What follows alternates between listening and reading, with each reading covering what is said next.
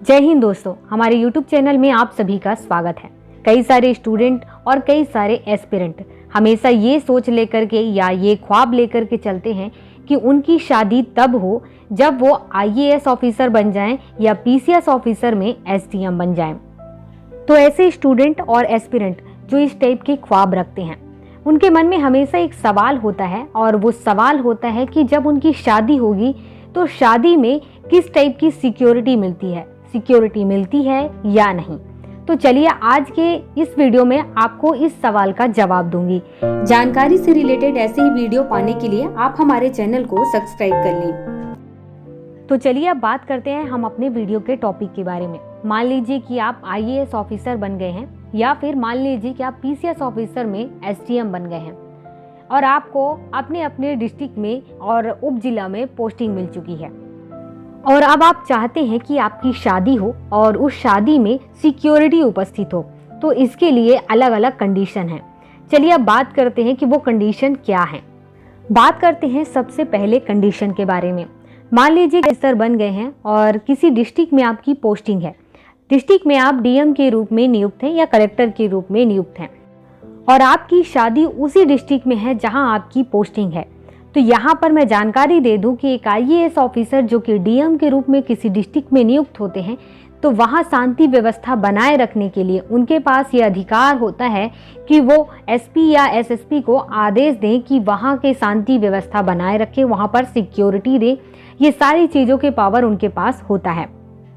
तो यहाँ पर क्या होता है कि जब कलेक्टर की शादी हो रही होती है तो दो चीज़ें होती हैं। या तो कलेक्टर साहब क्या करें कि खुद ही ये कहें कि हमारी शादी है और शादी में किसी भी टाइप की अशांति नहीं हो, तो इसलिए सुरक्षा व्यवस्था आपके हाथ में है, आप सुरक्षा को बनाए रखना। या दूसरी चीज़ ये हो सकती है कि SP साहब खुद ही ऐसा करे कि हमारे क्षेत्र के DM साहब की शादी है और इसमें अशांति नहीं हो, यहाँ की सुरक्षा व्यवस्था बनाए रखना है, तो वो खुद देख सकते हैं। दोनों में भी कोई भी चीज़ हो सकती है। यहाँ पर सबसे इम्पॉर्टेंट बात यह है कि जिस डिस्ट्रिक्ट में आपकी नियुक्ति है और उसी डिस्ट्रिक्ट में आप शादी कर रहे हैं, तो वहाँ पर आपको सिक्योरिटी मिलेगी। दोस्तों, जो मैंने पहले कंडीशन के बारे में बात की, ये पहला कंडीशन उनके लिए भी है जो IAS ऑफिसर के रूप में हैं और किसी डिस्ट्रिक्ट में DM के रूप में नियुक्त हैं, और PCS ऑफिसर जो कि SDM के रूप में नियुक्त हैं। इन दोनों के लिए सेम कंडीशन फॉलो होगी। अब हम बात करते हैं दूसरे कंडीशन के बारे में।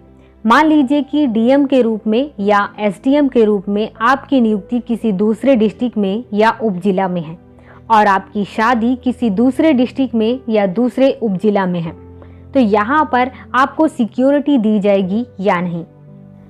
दोस्तों, इस सिचुएशन में क्या होगा कि DM साहब हो या SDM साहब हो, जहाँ उनकी शादी है, तो वहाँ जिस एरिया में जिस डिस्ट्रिक्ट में उनकी शादी है, उस डिस्ट्रिक्ट के DM से, SDM से या SP से बात करनी होगी और उनको बताना होगा, इन्फॉर्म करना होगा कि मेरी यहाँ पर शादी है और इस शादी में हो सकता है कि किसी भी टाइप के दंगे हो सकते हैं या अशांति हो सकती है।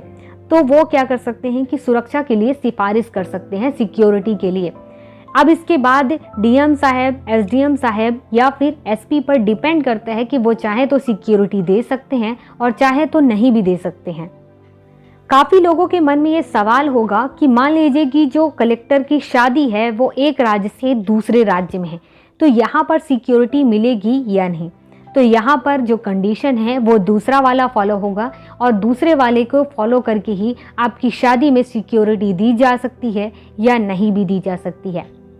मैं कोशिश करती हूँ कि सरल से सरल भाषा में आप सभी को आपके सवालों का जवाब दे सकूँ, लेकिन उसके बाद भी अगर किसी भी टाइप के आपके मन में डाउट हो तो प्लीज़ मुझे कमेंट बॉक्स में कमेंट करके बताएं।